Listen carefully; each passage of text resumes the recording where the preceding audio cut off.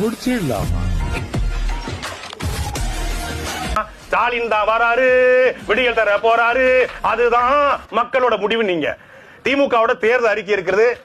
மரியாதைக்குரிய நெறியாளருக்கு ஒண்ணு, அண்ணனுக்கு ஒண்ணு, எங்க அண்ணனுக்கு ஒண்ணு இருக்கா? திமுகவின் கதாநாயகன் என்று மரியாதைக்குரிய தமிழ்நாடு முதலமைச்சர் ஐயா ஸ்டாலின் அவர்கள் சொன்னாங்க.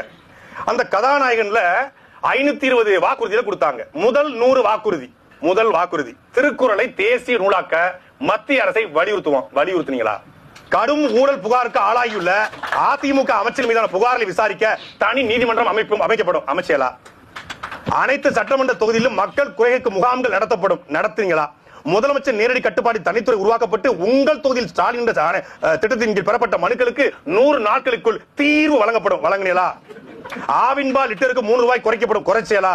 அனைத்து தரப்பு மக்களின் நலத்தில் கருத்தில் கொண்டு பெட்ரோல் டீசல் விலை 5 ரூபாயும் டீசல் 4 ரூபாயும் குறைக்கப்படும். குறைச்சிங்களா? சமையல் எரிவாயு லிட்டருக்கு சிலிண்டருக்கு 100 ரூபாய் மானியமாக வழங்கினீங்களா? மாதம் ஒரு முறை மின்கட்டம் செலுத்தும் முறை அமுல்படுத்தினீங்களா? அனைத்து அரசு வேலை வாய்ப்பிலும் பெண்களுக்கு இடஒதுக்கீடு 30 விழுக்காட்டுக்கு இருந்து 40 விழுக்காடு ஆக்குனீங்களா? கடலோர மாவட்டங்கள் அனைத்திலும் கடல்நீரை குடிநீராக்கும் திட்டம் வழங்கப்படும். இலவச பேருந்து, மகளிருக்கு உரிமை தொகை 1000, அப்புறம் மாணவிகளுக்கு உரிமை தொகை 1000, தமிழ் மகன் திட்டத்தில் 1000 ரூபாய், 3000 ரூபாய் இலவச பேருந்து. அந்த பேருந்தை தவிர வேற என்ன நீங்க செஞ்சிருக்கீங்க? சொல்லுங்க. நாங்கள் ஆட்சிக்கு வந்து 10,64,000 கோடி கடன். தமிழ்நாடு அரசுக்கு 10,64,000 கோடி கடன். மரியாதைக்குரிய முன்னாள் முதலமைச்சர் எடப்பாடி பழனிசாமி அவர்கள் ஆட்சியை விட்டு இறங்குற பொழுது 5 லட்சம் கோடி கடன். எடப்பாடி வந்து கடன் வாங்கி வச்சுட்டாரு, கடன் இருந்த மாநிலம் மாத்திருச்சு.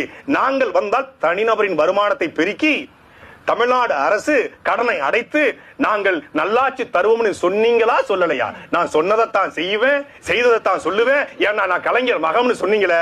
இந்த 100 வாக்குறுதிகள்ல எதையும் நிறைவேற்றாம கடந்த ஒரு வாரத்துக்கு முன்னாடி மட்டும் ஆசிரியர் பெருமக்கள் திமுகவுடைய தேர்தல் வாக்குறுதி 311 சம வேலைக்கு சம ஊதியம் என்கிற அந்த வாக்குறுதியை நிறைவேற்ற சொல்லி போராடுறாங்க. அந்த போராடி ஆசிரியர் பெருமக்களை இங்க போராடினா நேரா கொண்டு கிளாம்பாக்கத்தை இறக்கி விடுறது.